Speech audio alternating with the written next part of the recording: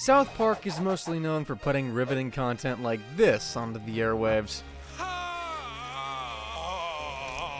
However, that's not to say the show doesn't have genuine tearjerkers in its catalog as well. In fact, today I've gathered up each and every emotional South Park episode I could find to see if I can't get your heart to break. We'll start things off with one that legitimately made me cry when I first saw it, Raisins. The name is dumb, but the premise isn't. Wendy breaks up. What? Wendy breaks up with you.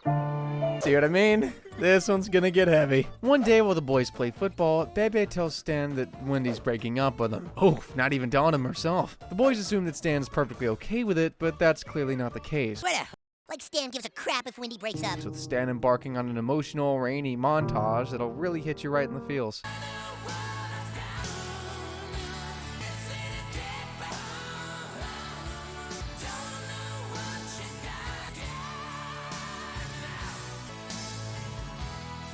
Even folks who've never had a breakup have got to feel bad for the kid. The next day, Stan gets Kyle to ask Wendy why she broke up and gets a sorta non-answer. Look, Stan is really nice. I've been wanting to break up for a while, but it's nothing against him. I just don't want to be boyfriend and girlfriend anymore. Fair enough, but that's kind of the least satisfying answer ever. When Kyle's done being Stan's middleman, Stan replaces him with Jimmy, wanting him to tell her something poetic, and so he does. Stan says you're a Well, tell Stan to f*** off! continuing source of inspiration to him. Always gotta be careful with your stutters, folks. With Wendy not wanting to speak to him, Stan goes into full-on isolation mode. And when his friends come to check up on him, he's nowhere near getting over things. What's the point of living when the only girl I'll ever love is gone? God, what a dude, not now. Cartman always has the worst things to say. To try and help cheer him up, the guys take Stan to Raisins, which is basically Hooters, except all the waitresses are the boys' age. Don't question. Hey guys, welcome to Raisins. 6 of you, right over here. So you guys having a good time today? How about some more fun fries, guys? Ironically, Butters ends up getting the most enjoyment out of the restaurant as he feels he has a connection to one of the waitresses named Alexis. Aw, well, when am I gonna get to see you again? When do you want to see me? As soon as possible. Here, we left you a tip already, but here's another $5. You're such a sweetie. Come here, you. We all know how healthy relationships founded on the basis of money are. Meanwhile, the Raisins visit only made Stan further realize he can't live without Wendy. He goes over to her house and enacts his foolproof get-back-together plan. As amazing as the plan is, there's one issue. Tokens with Wendy now. Yeah, we're hitting all the beats of an awful breakup here.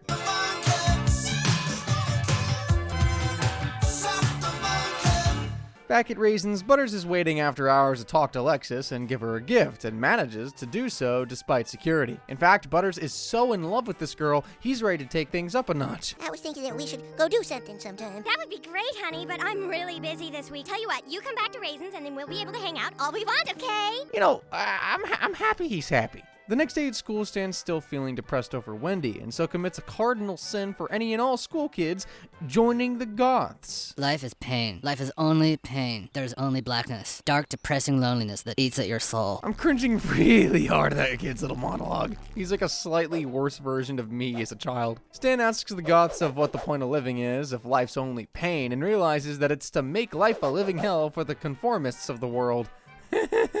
To finally seal the deal, the Goths have a poetry night in, well... Happiness dies in the dark sea. Yeah, happiness dies. Yeah. Stan! At least you know he's committed with that Edgar Allan Poe shirt, too. While that's going on, Butters decides to call up Alexis from home, as he's out of cash and can't go to Raisins anymore. He invites Alexis over to watch a movie, though she's insistent they should just meet at Raisins, so Butters promises he'll get more money, and even opens his heart up as well, albeit to an empty phone line. Lexus, oh geez, maybe I shouldn't say it. I love you. Oh my gosh. Now, as sweet as this situation is, I think we can all see where this is going. Butters asks his parents for an advance on his allowance, telling them about his girlfriend and inviting them to come along. Oh, that is so cute. Well, all right. Good for you, Butters. When do we get to meet her? Well, I was hoping to go see her right now. You can come along. Naturally, they're proud of their little boy, but one parent's a bit more surprised than the other. You see? I told you he wouldn't turn out gay. All right, you win. What a thing to place a bet on. I should ask my parents if they placed any bets on me. Meanwhile, Stan's at a diner with the Goth kids when Kyle comes in to try and pull him out of depression one more time. But when Stan goes on some edgy tirade, Kyle decides he's through. That's it. I give up. Have fun being being miserable. Conformist. Yeah. What is Kyle even conforming to? Happiness? Call me conformist too, I guess. So Butters and his family arrive at Raisins, and they all soon figure out what's going on. You should be learning a skill so you can grow up to be a businesswoman or even a doctor. Who knows, you could cure cancer. I could cure cancer? Oh my god, that would be so cool. I had a cancer sore on my lip once and it hurt so bad. Never mind, I think Raisins might be the perfect place for you. Cool! I mean, to be fair, she's probably only in 5th grade or something. I'd probably have mixed up cancer and canker as well. Finally, Butters' parents come right out and say it. Alexis is only flirting with Butters for money. Butters doesn't really believe his parents, like, at all, and decides to move out on the spot. Though quickly, reality smacks him in the face. What are you talking about, kid? We are not boyfriend and girlfriend. What? Alexis, what are you saying? You don't want to be together anymore? I'm sorry, sweetie. Yeah, we all knew this was coming. It didn't make things any easier knowing that, and to make things even sadder, he was so happy. The scene tears me up, dude. The Goths offer Butters a place in their group, but Butters turns them down and makes a really great point. Yeah, and I'm sad. But at the same time, I'm really happy that something can make me feel that sad. It makes me feel alive, you know? It makes me feel human. The only way I can feel this sad now is if I felt something really good before. Even now, I always like to think about this line from Butters. It's really beautiful. So much so that Stan decides he likes enjoying life a lot more than hating it. The next day at school, Stan finally joins the boys in football and decides to get through this sadness in a much healthier way. Hey, Wendy, you're a token right here, buddy. I mean, sure, I guess that works. Though breakups aren't the only form of loss this show's dealt with, as in the episode Kenny Dies, Kenny Die. And his death is treated as anything but a running gag. Hey, dude, how's it going? We brought you a present. It's a gobo fighter. Don't tell him what it is, dude. Sorry. Oh, dude, he stuck up to the tubes and everything, poor guy. The episode starts with a woman allowing the stem cells of her unwanted child to be loaded into a truck sent out to a research center. Though after a deer hops onto the road, the truck takes a deadly detour. And you'll never guess who comes along the crash site. My baby takes the moon. Cartman and fetus stem cells? What could possibly go wrong? Cartman invites the boys over to tell them the exciting news, though when he finally gives them the details, they realize how messed up the whole situation really is. I saw it on 3-2-1 Contact. What I have in my backyard is an aborted treasure chest. With all the research that's going on, stem cells are worth 3 times their weight in gold. He's got access to something that can cure cancer. And that's how he phrases it? Cartman starts getting to work on selling off his fetuses and finally manages to get a buyer. Though when he shows up to deliver his medical goods, the researchers have to turn him down. Turns out the government just passed a new law that bans stem cell research. What the hell am I supposed to do with these things, huh? God damn it! Honestly, Cartman's reaction's pretty valid. I'd be pissed if I was stuck with a bunch of illegal fetuses. Back at home, Stan and Kyle are called to the principal's office, and the two think that they've been wrapped up in Cartman's fetus scheme. However, the real reason they were called in is much worse. Children, Kenny has been diagnosed with a terminal disease. The doctors are gonna make him better, right? Place chef said that is such a gut punch, man. The boys head to Cartman's place to tell him the news and decide to head to the hospital to give their friend company in his time of need. They show up and try to lighten the mood, though Stan can't stand to look at his friend like this and just rushes off, leading to another super heavy moment. And what are we supposed to do, huh? Stand in that room and keep making small talk? Make believe like everything's okay? I can't do it! However hard you think it is for you, it's a lot harder for him. Just leave me alone! Stan, you can't leave! I'm not the one who's leaving! He is! As hurtful as it seems, I totally understand where Stan's coming from. Everyone reacts to this type of thing differently, and some just need to run away. It's really tragic. Back in the hospital, Cartman admits to Kenny that he's always seen him as his best friend, before Kyle catches him on his way out. Kyle sees Cartman actually crying, and even consoles his former enemy. I'm gonna find a cure, Kyle. I swear to God, I'm gonna find a cure. Sure you will. It's really touching to see bitter rivals get along for our common good for once. Kenny would be proud. Wanting to find a cure for Kenny's muscular disease, Cartman heads over to the Stem Cell Research Center to ask some questions, and learns that stem cells can be used to replace missing or damaged cells, potentially curing things like the nervous system or heart diseases. Look, you have trillions of cells in your body, but before a cell is designated as a toenail cell or a pancreas cell, it's what we call a stem cell, sort of like a blank cell, do you understand? Because these cells are blanks, they will often program themselves based on what cells you put around them. You see this rat? Earlier this year, we surgically removed the middle of her spine spine. Then we injected her with some stem cells and they became the missing part of the spine. All you need to do is put them next to other cells and they try to copy them. And so Cartman gets an idea. Looks like somebody's gonna have to try and change the government's mind. There's a pretty brave kid fighting for his life in the hospital right now, Doctor. I'm gonna go get him some bigger boxing gloves. Never thought I'd see the day where Cartman does something selfless. Back at the hospital, Kenny still wants to see Stan, but instead gets a visit from the Make-A-Wish Foundation. They ask Kenny what he'd want if he could have anything in the world, and his response is pretty valid. What did he say? He said his wish is not to die. That silence says it all, does it not? I'd probably wish for the same thing. At the Capitol, Cartman gets his chance to convince folks to revoke the stem cell ban, saying that altogether it is a touchy subject, but if there's a chance that stem cells could be used to cure his best friend, he owes it to Kenny to try. I realize that using the tissue from aborted fetuses for research is a touchy subject, but all I know is that if there's a chance that stem cell research could save my best friend's life, well, I guess I owe it to him to try and change your minds. He realizes his words aren't doing justice to the cause, and so decides to try singing. But of course, the US legislative branch is a very organized and formal group, so singing would never work on them. It was the heat of the moment, telling me what your heart meant. I stand corrected. Cool, the ban's overturned. Cartman heads back to the clinic to gather as many stem cell donors as possible, and it looks like finally everything is starting to cheer up. Stan even finally has the courage to talk to Kenny at the hospital. Maybe that'll be all he needs to push through this disease. Oh no. He just stopped breathing and it was over. Wow. Did he say anything before he went? He just said, "Where's Stan?" Soon after, the whole town is in attendance for Kenny's funeral, and Stan's still lamenting his handling of the situation, thinking he was Kenny's worst friend. Thankfully, Cartman busts into the cathedral, claiming there's been a miracle, and so the boys rush out to get a look. I put the stem cells from all the fetuses I had next to Shakey's, and they are replicating a new Shakey's. It worked! So Cartman used Kenny's illness to lift the ban on stem cells just so he could make his own pizza place. Stan was not Kenny's worst friend. If you're eager to see Cartman get some comeuppance after that last scheme, though, Cartmanland might not be the episode for you. It's our grand opening. Cartmanland has over 100 fabulous rides, 6 roller coasters, and tons of great surprises. And the best part is, you can't come! Would you believe me if I told you that this annoying commercial was at the center of a religious issue? After Eric's grandmother's funeral, the will is read out to the rest of the Cartman family. While Eric doesn't get the family mansion, he still was his grandmother's favorite, and so she leaves him something just as special. For you, Eric, I leave the sum of $1 million to be transferred to you immediately. Who's a gigawatt? I don't know how Eric, of all people, could be anyone's favorite anything, but hey, maybe Grandma was just as diabolical as him. Cartman transfers his funds from the bank, dead set on spending it on his dream, and eventually runs into Stan and Kyle, who can't believe their eyes. Especially Kyle. No, this is impossible. Yeah, it's unbelievable. No, I mean, this isn't possible, Stan. Cartman is the biggest asshole in the world. How is it that God gives him $1 million?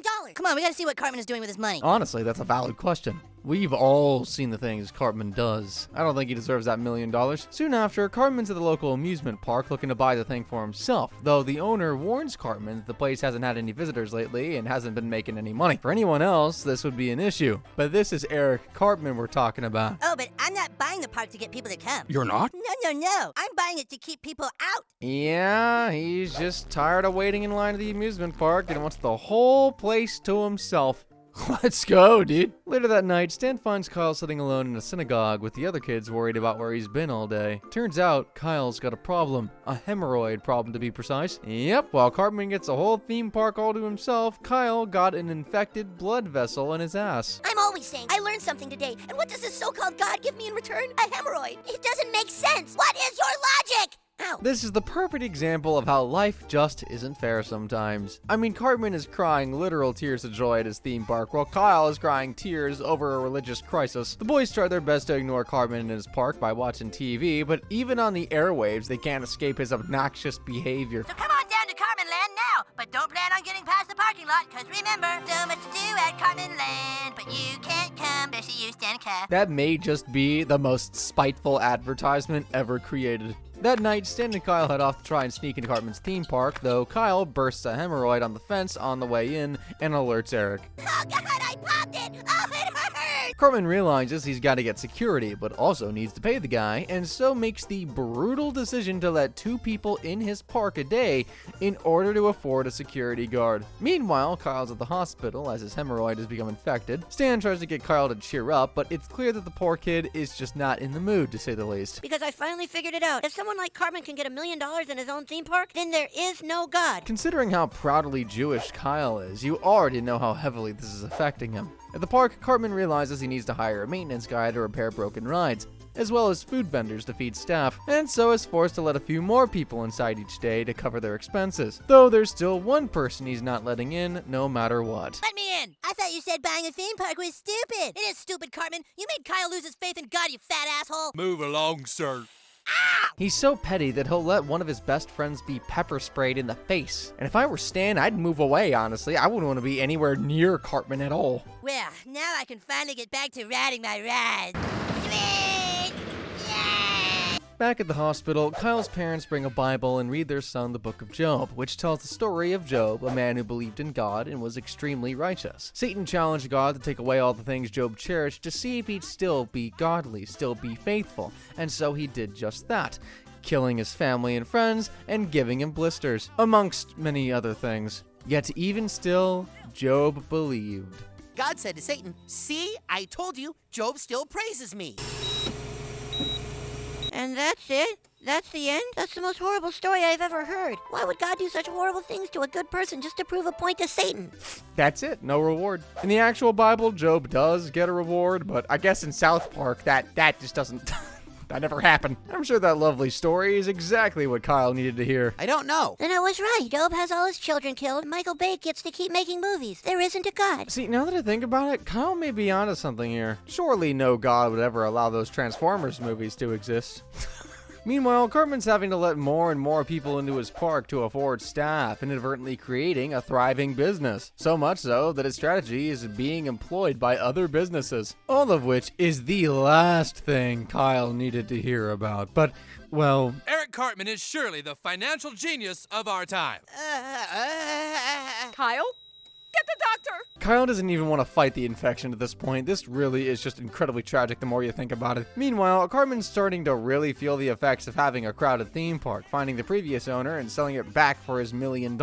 He's really passing up on a lucrative business just because he can't be the first in line for a log ride, huh? Congratulations on your success. Just give me my money back. I changed my mind. I don't want your stupid park. But it's doing great. You call this great? I call it hell. Trade me back, goddammit. I'll go get your money right now. However, as soon as he leaves, the IRS comes up and takes all his money, saying he hasn't been keeping track of his income, and he has also had a little boy die on one of the rides. Who was it? Well, who do you think? To finally give Kyle the courage to fight the infection, Stan decides to give Kyle a little faith in the world and show him what Cartman's now been reduced to. A man who had his dream and lost it. It's not fair. I want to die. I want to die. You are up there. What a crazy way to have your faith restored. We go from lost faith in God to lost faith in humanity with The Hobbit. I want a woman who takes care of herself, who's got perfect skin and no splotches on her legs and perfect everything. This one gets so depressing towards the end. The episode starts by showing the cheerleading squad practicing with Lisa Berger, lacking a bit of confidence. Wendy gets the idea to have her ask her crush, Butters, out on a date to build confidence, and so she heads off to the cafeteria to pop the big question. Baby, you would like to go to a movie this weekend. Oh, like a date? Oh, no thanks, Lisa. I really appreciate the offer, but you're too fat for me. The way he said that so politely with a smile. Only Butters can be polite while calling someone fat. Wendy storms over to Butters to scold him, but Butters explains that while he thinks Lisa is a nice girl, he just has a very particular beauty standard. Do you have any idea how you made her feel? She's a really nice girl. I think she's a nice girl, too. She's just too big for me. She's a little overweight, but that's pretty normal for a girl in the 4th grade. Well, Kim Kardashian is skinny and she just had a baby. What? I'm sorry, Wendy, but I have a different standard when it comes to my women. Kim Kardashian. Wendy yell-splains to Butters that Kim Kardashian uses a ton of Photoshop to achieve unreal beauty, and says in reality she looks like a frackin' hobbit. Well, I mean... Let's just see where this goes. Mr. Mackey calls the two to detention, but while you may think it's over Butters calling Lisa fat, in reality... Apparently you called Butters' girlfriend a hobbit. Are you serious? You said Kim is short, fat, and hairy with big feet and she's a hobbit. Oh yeah. It's totally Wendy who's in the wrong here. Mr. Mackey says he thinks Wendy is jelly and even invites a guest speaker to the school to explain why it isn't fair to call Kim K a hobbit. Who's the guest? Everyone's favorite gay fish, Kanye West. Kim is heavier than most of her pictures show her to be. Yes, she gets her hair lasered off her body. Yes, she has a friend named Gandalf who happens to be a wizard. Kinda sounds like Kim Kardashian might be a hobbit. After Kanye's presentation, Wendy decides to show Butters how easy it is to make yourself pretty with Photoshop, editing a picture of Lisa to prove Kim K is a faker. Butters gets the wrong idea though, dashing off to go ask Lisa out. Are you saying that girl wants to go out with me? What do you mean? And I said no? Oh man, I gotta upload this, and then go buy her some flowers, and then go tell her I love her. Butters! Unfortunately for him though, Klein's already gotten together with her, and all the guys at school are super jealous. Wendy tries to explain to the guys that she made the picture of Lisa to prove a point, eventually cracking by saying, She's not hot! That's supposed to be the point! She looks pretty hot here. Lisa Berger is not hot! She's fat and ugly! What's your problem, Wendy? That's not very nice, Wendy. Worst possible timing. Mr. Mackey once again warns Wendy against being jelly, and Wendy promises to change. When the cheer team finally perform, everyone goes crazy for Lisa, and the rest of the team wants Wendy to edit their pictures too. Wendy refuses, and so the girls realize they've got to hit the gym. Burn it off! You got this! You want a boyfriend? You want an ice? Hope they aren't paying too much for their membership. What kind of gym even does that? The guys have a full-on gawk fest over all the girls' pictures, and when Stan goes up to Wendy to try to have her post some updated ones, she snaps, saying that people should be okay with their imperfections, and then starts listing everyone's imperfections. Bebe has acne. Lola's arms are too short. Nicole's eyes are puffy. Annie has thin hair. And Heidi Turner's butt is flat. Oh, god damn it. I've said it once, I'll say it again.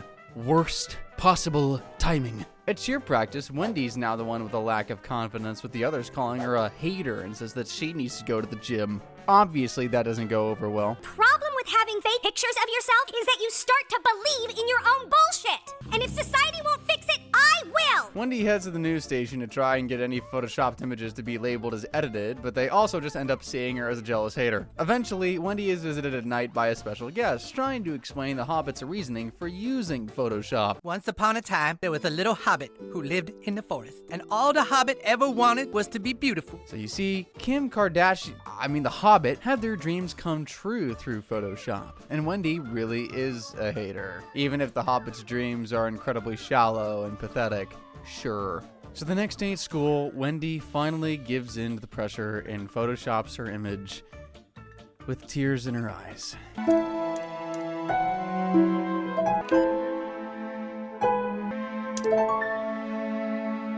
Yeah, really depressing to see someone lose a battle they should never have even had to fight in the first place. Though humanity isn't always as shallow as that, as shown in the city part of town. Hi. That moment is even sweeter when you know the full context. The episode begins with Jimmy Fallon making fun of the town of South Park, saying if Mr. Garrison came from there, the other people must be a bunch of worthless pumpkins as well. Keep in mind, Mr. Garrison was running for president and was essentially Trump in this season. The town has a meeting to try and figure out how to repair its image, and Randy has a phenomenal idea. The truth is there's something we're lacking as a community. What this town needs is a Whole Foods. Really?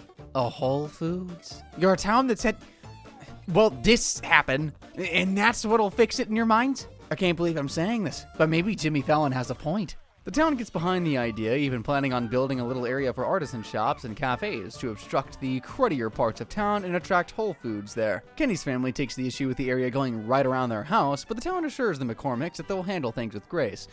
Do they do that? No, definitely not. Meanwhile, the owner of City Walk is noticing that he's getting less customers, and when he hears of the opening of Soto Sopa, the new urban center of town, he checks it out. What the Fair enough. Kenny's little sister wants to get ice cream, though the places at Soto Sopa are too expensive for the family, meaning they've just gotta sit and watch while everyone else has fun cluttering their front yard. What's worse, they're building apartments around the place too. State-of-the-art finishes and balconies with views of historic Kenny's house. Poor guy. He looks so confused. Fed up, Kenny takes a walk and finds a help wanted sign outside of City Walk. He heads inside to see that Mr. Kim is setting up a whole child labor force. Together, child labor force, we are going to bring the Soto Sopa to its knees. I mean, he's already taken on the Mongolian single-handedly. Soda Sopa should be quick work for him, honestly. The next day, a Whole Foods representative comes to town and starts to see if South Park is up to their progressive standards. Meanwhile, Mr. Kim's getting City Walk all cleaned up to attract customers, with Kenny laboring away in the mix. Though, unfortunately, it's all for naught. Wait! City Walk, take an order, please! Take an order, please!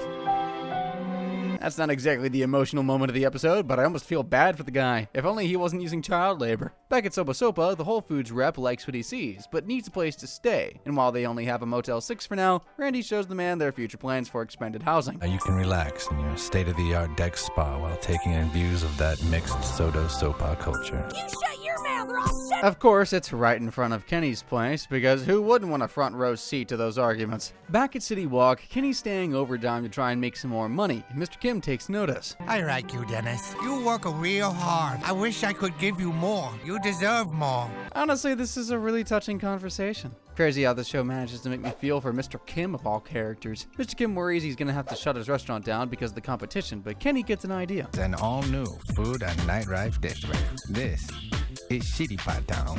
Yeah, they made their own advertisement for the shitty part of town and pitched it as progressively Sobo Sopa. This can only end well. The staff gets ready to welcome all the new customers, but are instead met with a mob enraged that they're risking their chances with the Whole Foods rep. Unfortunately, the rep walks in right in front of the town-wide battle, and oh boy, here we go. I've never seen a town put so much energy into displaying an exaggerated sense of social consciousness. Congratulations, you have your Whole Foods. What? Even after... Actually, no. For Whole Foods, that kind of checks out. They're owned by Amazon, who are the kings of hiding awful practices with a happy mask, right next to McDonald's. Unfortunately, City Walk still has no customers, so Mr. Kim lets Kenny go and gives him his very small child labor check. Kenny heads home when we quickly find out what he's been working towards. This is mine?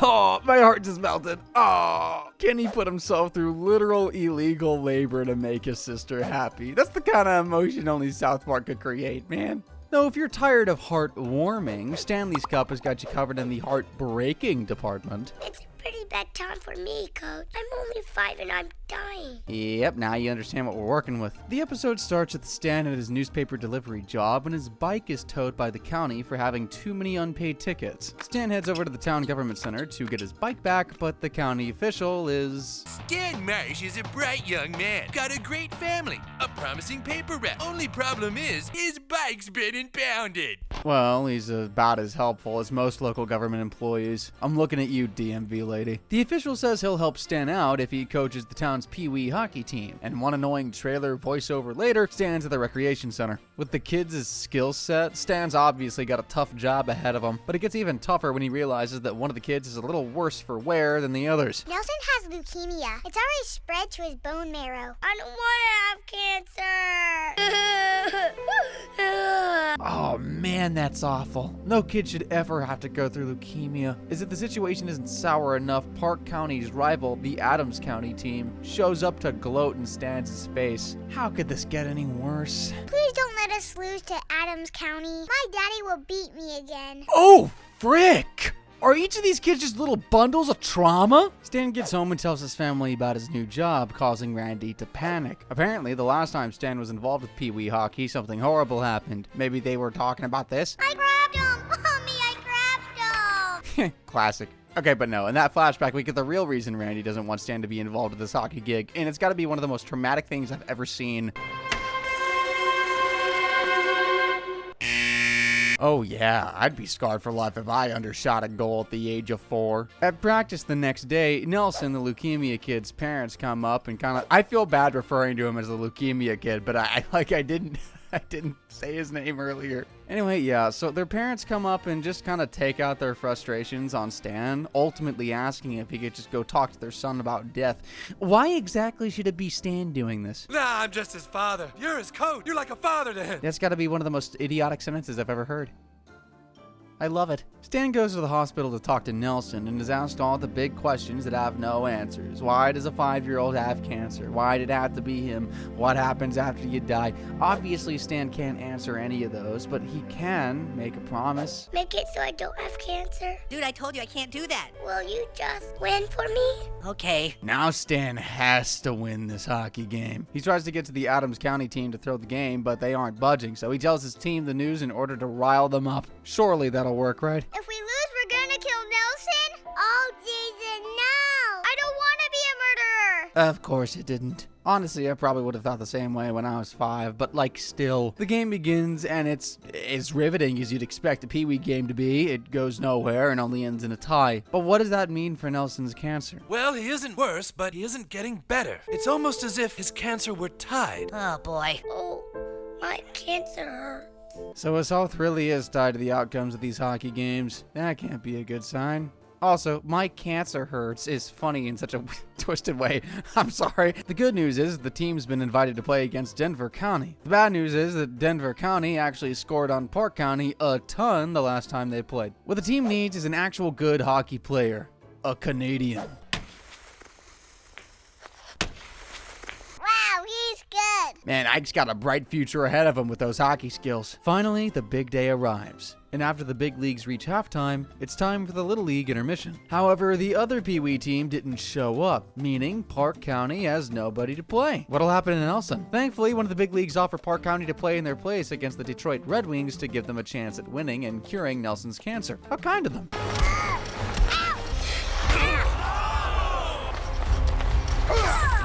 I take it back, I take it back, I take it all back! Hey, can they do that? Good golly gooper, this is not kind at all, this is pure evil! It's okay, it's okay. I'm collected.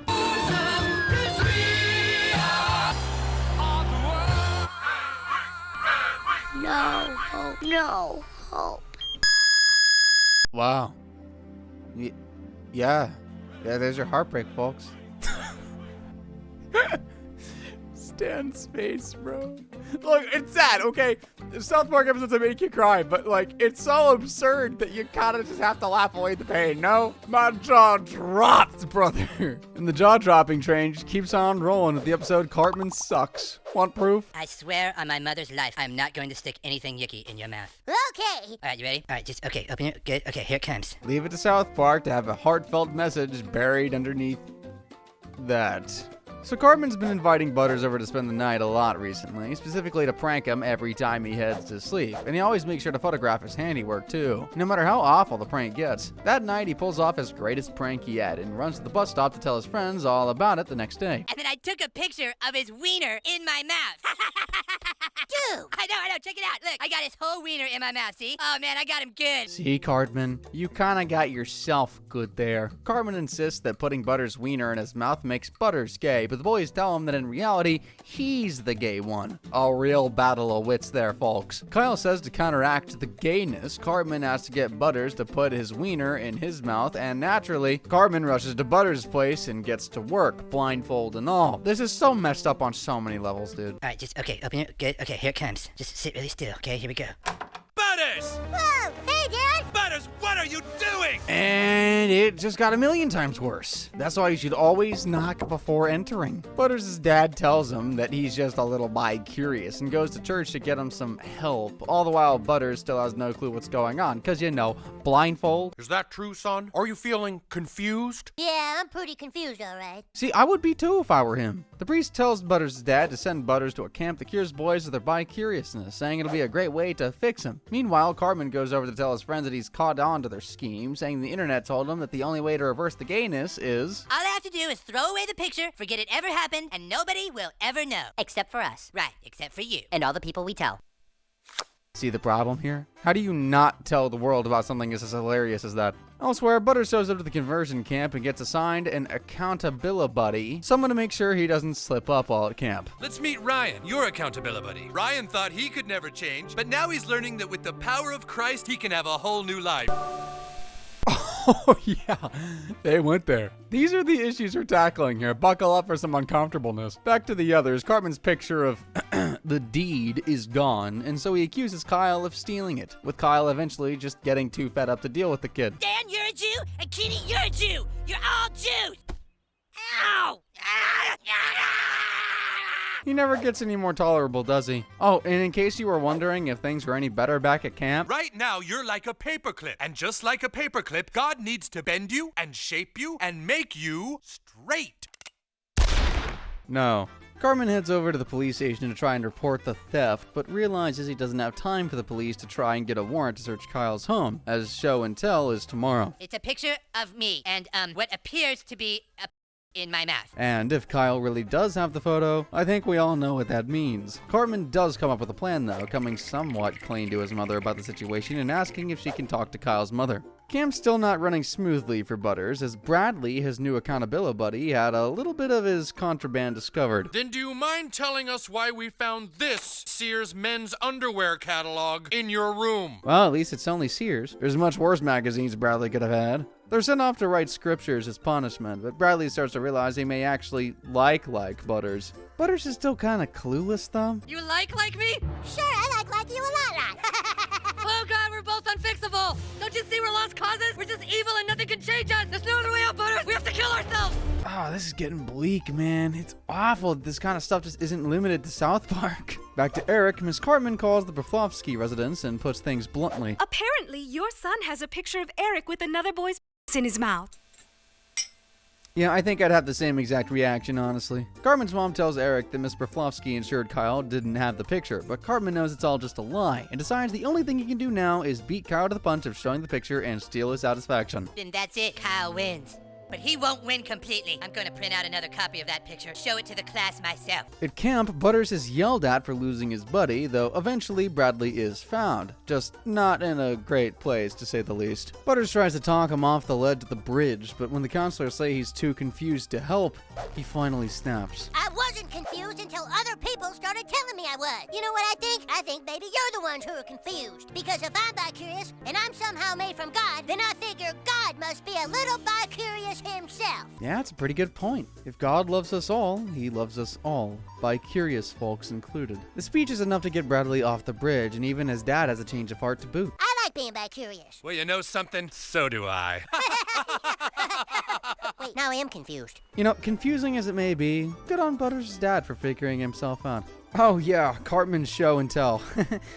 It went about as well as you'd think. He got all dressed up, brought his slide deck, and set up his projector. Finally showed off his horrid picture to the rest of the class before Kyle could. One issue, though. Mr. Mackey got an urgent message from Cartman's mom a little too late. Do not show picture. Kyle didn't have it after all. She said you know what that means. Oh, that stings.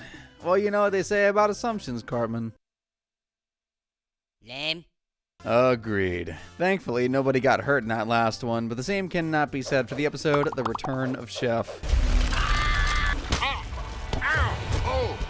Oh, damn it. Bro, can I even show that clip?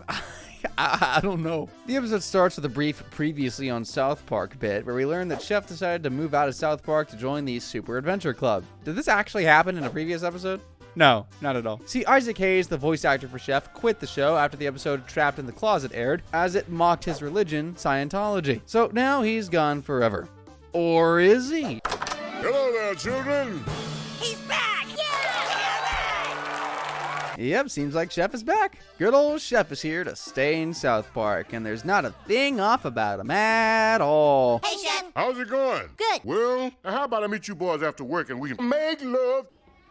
Excuse me? Why?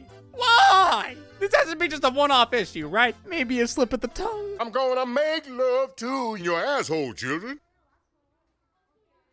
What? You can't just say that! So after Chef's little moment there, a government agent asks the kids if Chef has ever touched them inappropriately. The boys know he hasn't and figure that something had to have happened to him to get him to act like this, heading over to the Super Adventure Club to get answers. Hey, you guys, you know what they call Jewish women's boobs? Jubes. Glad the boys have Cartman to give such insightful commentary on their journey.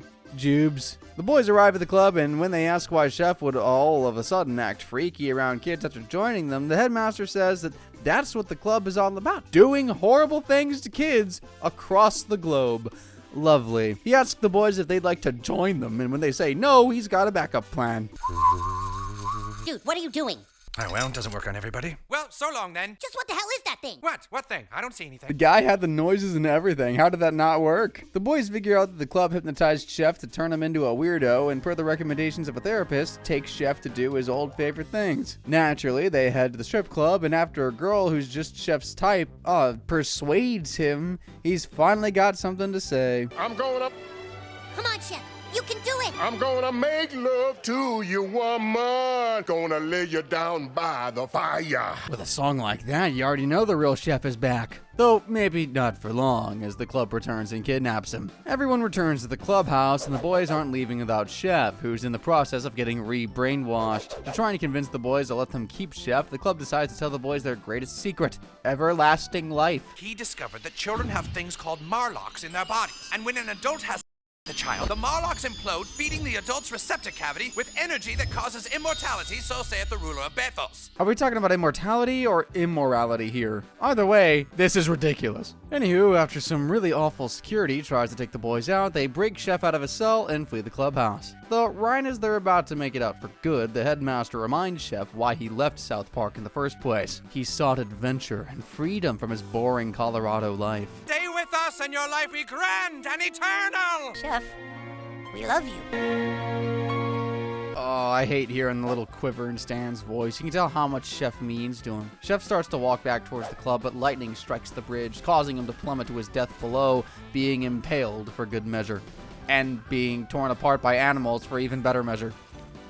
And for final measure. Maybe he's still okay. No, really, they say the last thing you do before you die is crap your... Yeah, that settles it. Chef is dead. A few days later, the town has a beautiful funeral for Chef, saying that they need to forget how he acted for his final days and remember who he really was before all the club shenanigans. I'm gonna remember Chef as the jolly old guy who always broke into song. I'm gonna remember Chef as the guy who gave us advice to live by.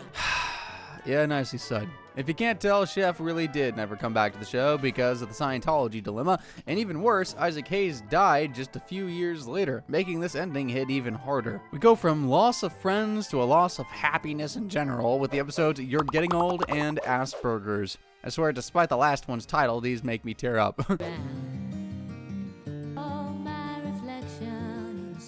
The turd flower makes sense, just trust me. The episode starts at Stan's birthday party in the middle of present time, and one of Stan's gifts ends up being a CD from a tween wave band, which his mom takes away, as she doesn't approve of it. Naturally. Cartman's got something awful to say about it. Looks like somebody's on the rag, huh, man? He never disappoints to disappoint us. Randy talks to Sharon the next day about the CD, where she explains that she doesn't want Stan listening to music that sounds like such crap. Randy points out that their parents said the exact same thing about their music when they were younger, and says that they shouldn't keep the cycle going. Sharon hands the CD to Randy, telling him to listen to it and try saying it doesn't sound like crap. I mean, it can't be that bad.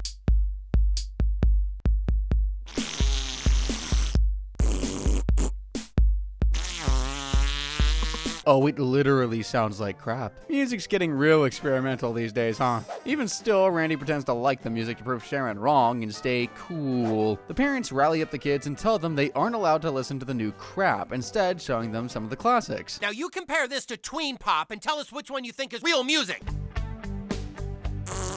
Yeah! I mean, yeah, a lot of the classics do kind of sound like crap. I'll give it to the kids. That night, after Sharon puts Stan to bed, Stan grabs his secret iPod and starts listening to his tween wave, whatever the frick it is, wanting to get in a little musical goodness before he heads to bed. One issue. Talk about shitty music taste, huh? I had to. With all the music sounding like crap to Stan, he heads over to the doctor to see if he can't find the issue. The doc says it's very normal for people's taste to change when they grow up and offers to play some Bob Dylan to test the waters for Stan's new music tastes. Bob Dylan.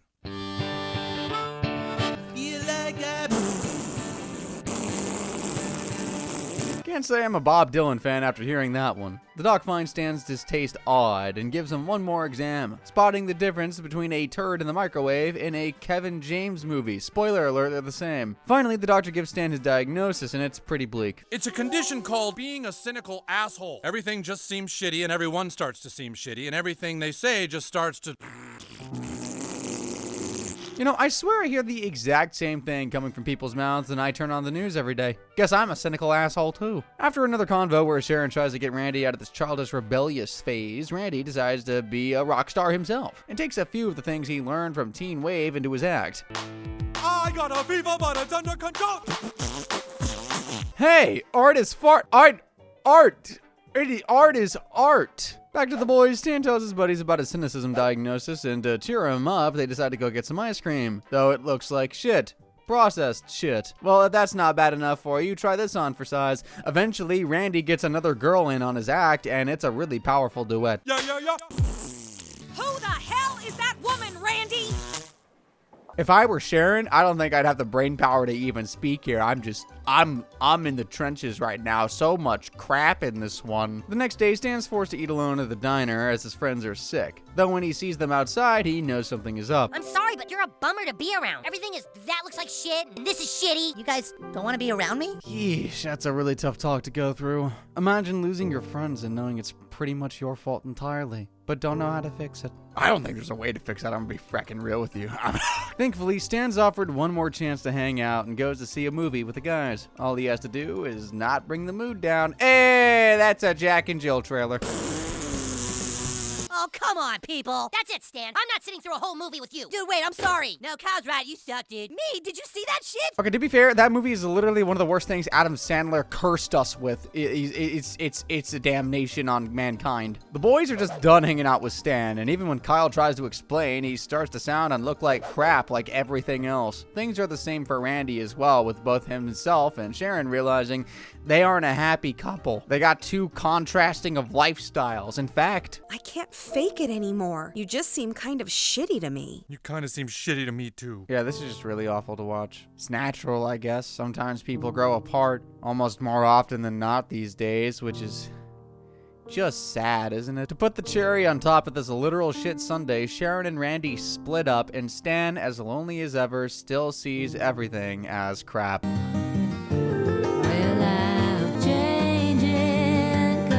I'll put this bluntly. Stan's got depression as a 10-year-old. The crap continues in the second part of the story with Asperger's. Is Stan still a cynic? Well, here's your answer. You know, I was kind of into that one, actually. Who am I kidding? No, I'm not. Stan's still reeling with his depression, all while the boys are in the middle of a debate about vaccines causing Asperger's, or Asperger's. I call it Asperger's anyway, like Cartman. After a day of misery, the ridiculousness of the scenario and life in general finally causes Stan to explode. I don't want burgers coming out of my butt. God, shut up! Everyone just shut the up! Those types of outbursts are always hard to hear, because you can tell how much the person yelling is hurting inside. Stan's called to Mr. Mackey's office to see if he can't be lightened up a bit, but Stan only further comes to terms with his awful life. When all the things that made you laugh just make you sick, how do you go on when nothing makes you happy? Yeah, this one's getting really hard to not tear up over. I've seen friends and family have similar issues, and it's... Anyway, Mr. Mackey figures that Stan's only like this because he got the flu vaccine and contracted Asperger's. Dang it. Immersion broken.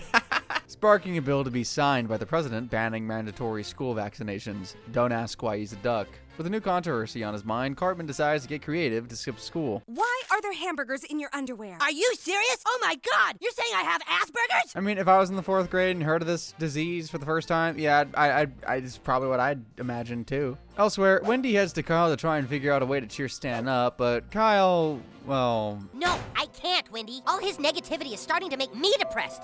I have to let him go, and whatever happens next, I'm going to embrace with a totally positive attitude. Man, a bit harsh, but I guess I kind of get it. Some people just know their limits and can't be around that. It's really tragic. Speaking of tragedy, Kyle tries one of Cartman's homemade burgers and really likes it. Ugh! Later, Stan's brought to an Asperger's research center to try and help him out, but when his mom leaves him alone, things take a hell of a turn. Everyone starts gearing up, and the truth is revealed. You've been told Asperger's is real. It isn't. It's just a front that we use to stay hidden. Wait, it's not a real illness? Of course not. If there was a social development disease, you wouldn't call it Asperger's. That's just mean. The Asperger's Matrix conspiracy is something I never thought would be revealed to me, but here we are. Guess I took the red pill. Or the brown pill?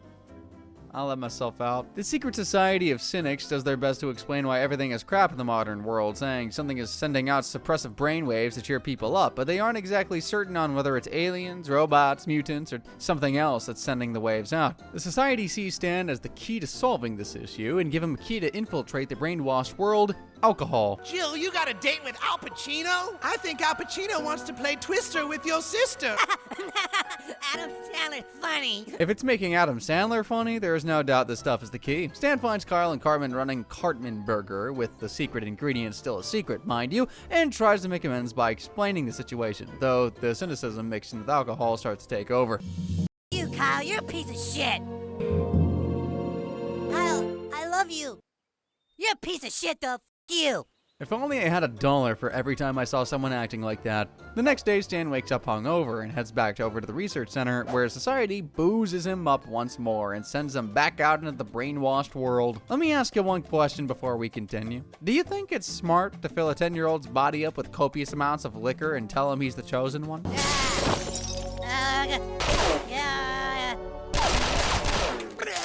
I hope we all learned something today. The meeting Stan burst into was between a bunch of fast food overlords all struggling to compete with Cartman Burger's secret ingredient. And when Stan can't give them the deets, they up the ante. Kyle, you gotta tell me the secret to Cartman Burger. What are you doing? How do you guys make them so yummy? I don't know. Better get him to tell you, or you're getting shot in the back of the head. Name a worse way to go than being shot by a man in a chicken suit. I'll wait. Fair point. When their plan doesn't work, the food lords storm the burger stand before the society storms in and starts slinging lead. Eventually, Stan figures out the society is full of crap as well, and finally sets himself straight. Want everything to go back to the way it was. I don't. You were right, Kyle. Sometimes the only way to go forward is to take a big left turn. Honestly, a very valuable lesson to take here, as sad as it is. Sometimes it's best to let people get on with their lives, even if it means going a different direction than you. All that means is that you got more opportunities to make new friends and do new and exciting things in your own life. Might not certainly be entirely pleasant, but I guess that's just how life is sometimes. Stan, get in the car, Stan. Your mom and I are moving back in together. What? We worked it out, pal. Surprise! Oh, alright, never mind. Yep, sometimes in life you just need to stick with what you know. Apparently, things go back to how we'd expect them. Stan's back in his old home with his whole family. People figure out Cartman's rubbing the burgers on his butt, and Kevin James is still getting movies. Kevin James?